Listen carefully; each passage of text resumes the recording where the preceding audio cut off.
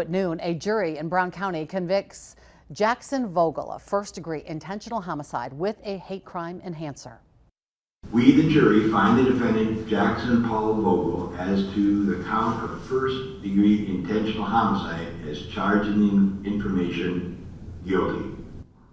It only took the jury about 25 minutes to reach their verdict following this morning's closing arguments. Vogel killed his cellmate, Michael Laureano, at Green Bay Correctional Institution in August of last year. The jury determining that Vogel targeted Laureano based on his race and sexual orientation. Vogel testified yesterday saying that Laureano had made sexual advances on 3 occasions prior to the attack. However, those allegations had not been brought up by Vogel at any point during the investigation before he took the stand.